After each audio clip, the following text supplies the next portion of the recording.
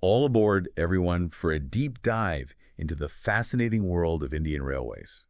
I mean, we're going way beyond just the nuts and bolts today, Mhm. because this system, this network, it's so deeply a part of India's history and development Yeah, that it's almost a world unto itself. you're absolutely right. It's a story that just really grabs your attention. We're not just talking about transport here. We're talking about ambition, nation building, and even the legacy of colonialism. Yeah, for sure. We've got a fantastic overview of the history of Indian railways ready to go here, and I'll admit, I'm already hooked. Yeah. Did you know the very first train in India ran all the way back in 1853? It was just a couple of decades after the first proposals. Yeah, just incredible to think about those early visionaries, right? I Yeah. mean, it was mostly British engineers and businessmen who just saw the potential of connecting this huge subcontinent by rail. Yeah. And it wasn't a quick process, though, was it? It seems like it took years and years of planning and debates and even the formation of major companies like the Great Indian Peninsula Railway and the East Indian Railway Company. Absolutely. Laying the foundation for a railway system of this magnitude. I mean, you're not just talking about physical tracks. It required a massive investment of capital, figuring out those complex political landscapes, and then overcoming just countless logistical challenges. And then in 1853, it finally happened.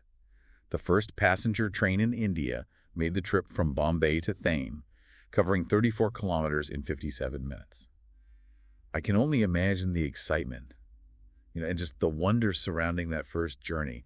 Those steam locomotives with names like Sahib, Sindh, and Sultan just chugging along. Yeah, it was a watershed moment for sure. But we also have to acknowledge the complex role that the British played in all of this. While the railways definitely fueled economic growth and helped connect different parts of the country, they also served British colonial interests. Right, it's kind of a double-edged sword, isn't it? On the one hand, you've got this incredible accomplishment of engineering and progress, but on the other hand, it's tied to British colonial ambitions. Yeah, exactly. I mean, the railways really helped them move troops around, allowing the British to just solidify their military control. And they also played a key role in the export of raw materials like cotton and coal back to Britain. And that benefited British industries, but arguably slowed down India's own industrial development. And it's worth noting, too, that these railways were mostly built with Indian taxpayer money. And that adds another layer of complexity to the whole story, doesn't it? It really does. So while we definitely celebrate all the advancements in the way these railways connected people and places, it's important to keep in mind that colonial influence. Now, fast forward to 1947, a huge year for India, right? Independence. But it also brought the partition of the country and the creation of Pakistan. How did this event impact Indian railways? Well, partition was tough. It presented a really unique set of challenges. That existing railway network, it got divided between India and Pakistan, and that disrupted a lot of established routes and operations. It was a reminder, even with all the excitement of independence, there were just a lot of practical issues to deal with. Yeah, I imagine losing a part of the railway network just added to the huge task of rebuilding a newly independent nation. For sure. I mean, the railways were essential, connecting different regions, making trade happen, and just encouraging that feeling of unity. So after independence, Indian Railways was really critical for nation building. Talking about nation building, one of the biggest decisions in those early years was to nationalize Indian railways in 1951. What led to that decision, and what did it mean for the railways? Well, before nationalization, you had over 42 private railway companies all running things on their own. So bringing them together under a single banner was a powerful symbol of unifying the nation. But it was also strategic. It meant things could develop in a coordinated way, and social goals could come before profit. So it wasn't just about control. It was about using the railways to help with social and economic development. Exactly. The government knew that for millions of Indians, the railways were a lifeline. It provided affordable transport and connected those more remote communities to the rest of the country. By nationalizing the system, they could make sure those social objectives were met. And there were some amazing advancements in technology and infrastructure in this era too, right? Oh, yeah, definitely. They introduced 6 railway zones, which they later expanded to 18, and that made managing this huge network a lot easier. And then those ambitious 5-year plans for expansion led to building new tracks and developing all that critical infrastructure. And then you had these iconic trains that captured everyone's imagination, like the Rajdhani Express. Ah, yes, the Rajdhani Express. India's first superfast train, I mean, it completely changed long-distance travel, connecting major cities at speeds that were unheard of at the time. And then the Shatabdi Express came along, the first air-conditioned train, offering a whole new level of comfort and efficiency. And these advancements weren't just about the tech, they reflected this growing desire for modernity and progress. And in 1977, they brought in computerized ticket booking. I bet that was a game changer for passengers and the whole railway system. It was a big move towards modernization. Computerized ticketing made the booking process smoother, cut down on wait times, and just made everything more efficient. It showed that Indian Railways was embracing technology to improve services and keep up with the times. So we've covered a lot, from the colonial beginnings to post-independence growth and modernization. Yeah. But the story of Indian Railways doesn't end there, right? Not even close.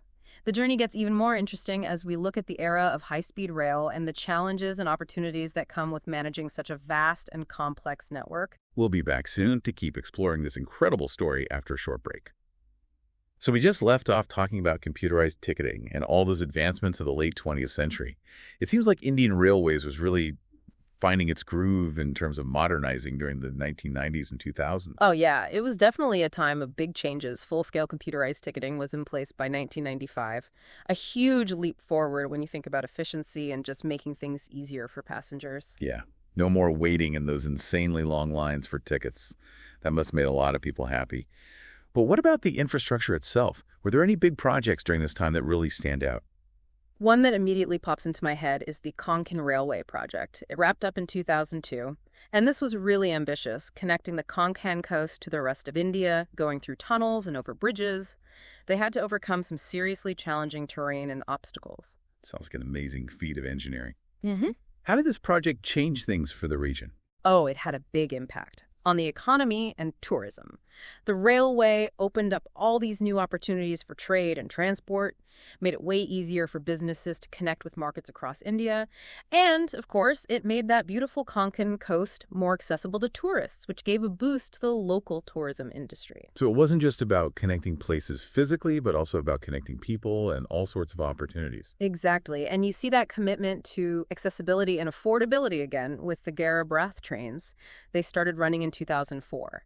These were air-conditioned trains designed to provide comfortable long-distance travel, but at a lower cost, which made rail travel accessible to a lot more people. It's really interesting to see how Indian Railways has always looked for ways to meet the needs of all those different passengers, balancing progress with that social responsibility. But the modernization didn't stop there, right? I mean, the 2010s brought a whole new era with high-speed rail becoming a big focus. Yeah, you're spot on. The quest for high-speed rail really took off in the 2010s.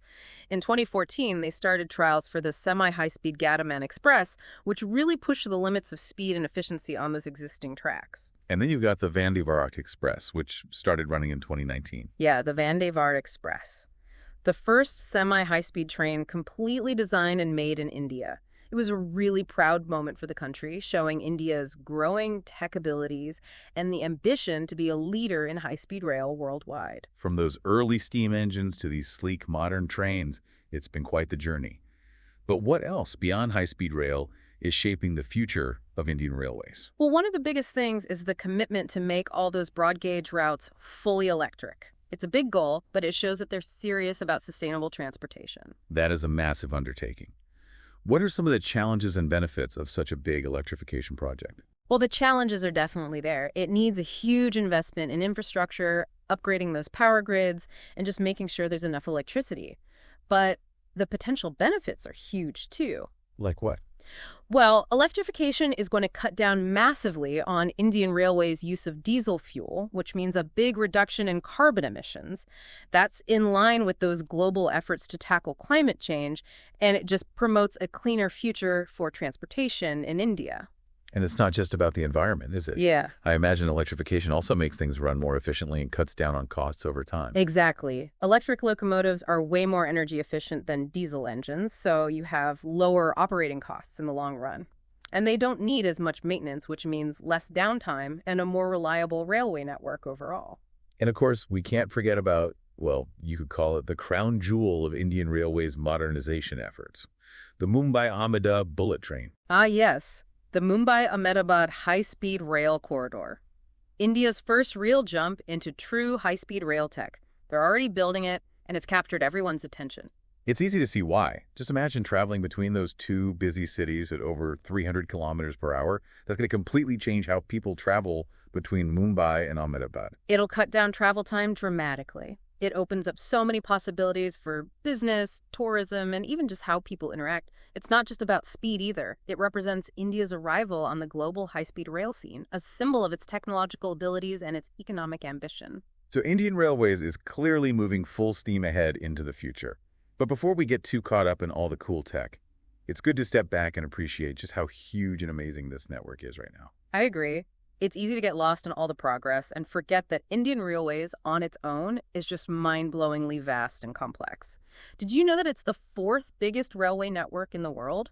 It stretches over 68,000 kilometers. That's longer than the circumference of the Earth. It's hard to wrap your head around how you'd even manage something that big. And get this, Indian Railways is the largest employer in all of India. Over 1.2 million people work to keep those trains running on time, to keep passengers safe, and just to keep that entire huge network going. It really shows how much this system affects the lives of millions of Indians. It's not just a way to get around, it's how so many families make a living. It connects communities, and it's a vital part of the nation's economy. This network is a part of every aspect of life in India, from the big cities to those tiny villages. And beyond just the size and the economics, there's something charming about Indian Railways. All these fascinating stories and weird trivia, it has its own unique cultural identity. Oh, absolutely. It's full of cool facts and figures. Ready to dive into some of those? I'm all ears. What have you found? Okay, let's start with a bit of a speed comparison. We were talking about the Vande Bharat Express, one of the fastest trains. But did you know Indian Railways also runs one of the slowest passenger trains in the world? Really? Now that's interesting. Tell me more. It's called the Mettupalayam Udi Nilgiri passenger train, and it moves at a very leisurely 10 kilometers an hour. 10 kilometers an hour? You can bike faster than that. You can, but there's a reason it's so slow. This train goes through the Nilgiri Hills, a UNESCO World Heritage Site, and passengers get these stunning views of tea plantations, forests, and valleys. It's not about getting somewhere fast. It's about enjoying the ride and the scenery. That sounds amazing. Okay, so from the slowest to the longest, what about the longest train route in India? That would have to be the Vivek Express. It holds the record for the longest train route. It's a 4,273-kilometer trip from Dibrugarh in the northeast to Kanyakumari, the southernmost tip of India. Wow, that's one epic journey. Can you imagine all the stories you'd hear, the people you'd meet, and all those landscapes you'd see on a trip that covers the entire length of the country? Yeah, it's almost like a mini India itself, a journey that shows the vastness and all the different sides of this amazing nation. Okay, well, talking about vastness, let's talk about stations. Which station has the title of the busiest in India? I think that would be Howrah Junction in Kolkata.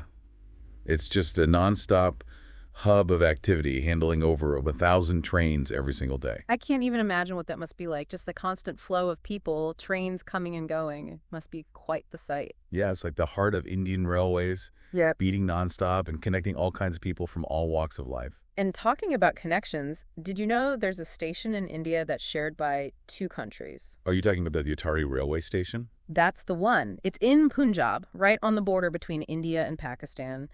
It's a good reminder that railways can go beyond those political lines and connect people even when things are geopolitically complicated. Yeah, it's a symbol of that shared history and maybe what could happen in terms of cooperation in the future. And for people who want a really unique experience, there's the Nilgiri Mountain Railway, which we mentioned earlier. It's the only rack railway in India, and it's an engineering marvel.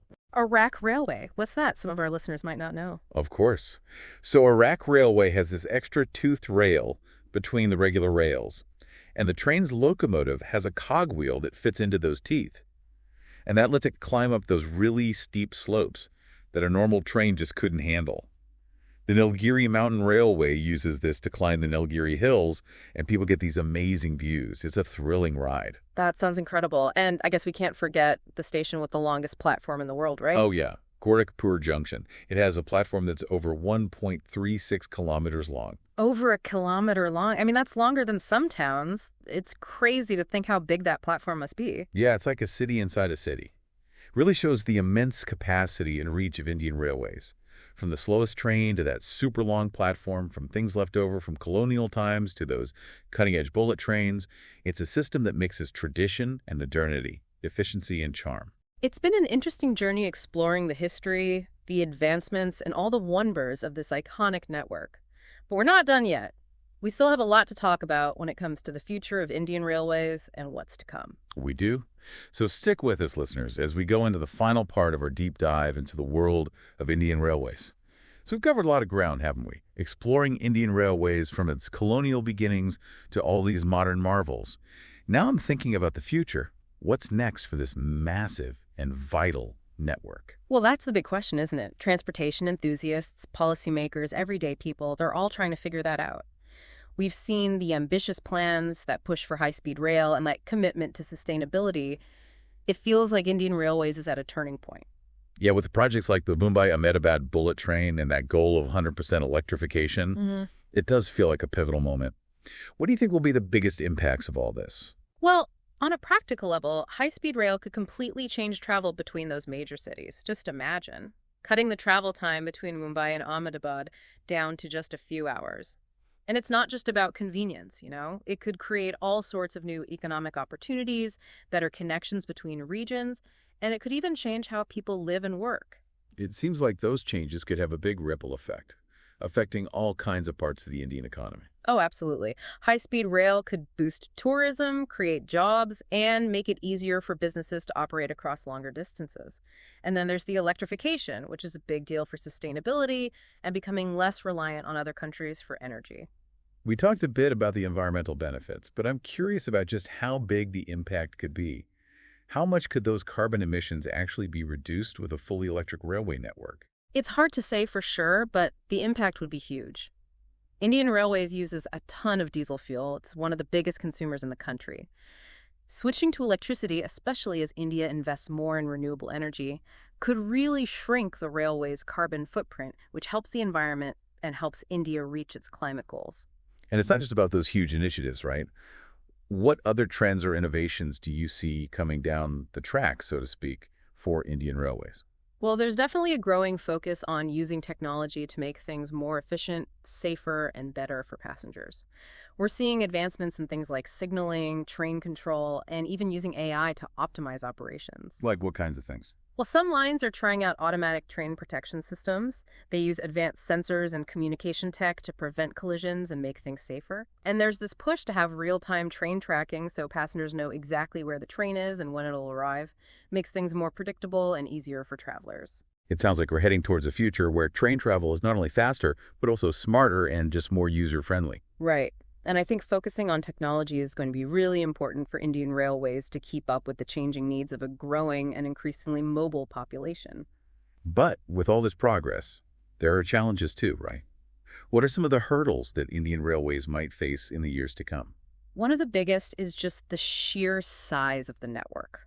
Maintaining and upgrading a system this big takes a lot of resources, careful planning, and efficient work.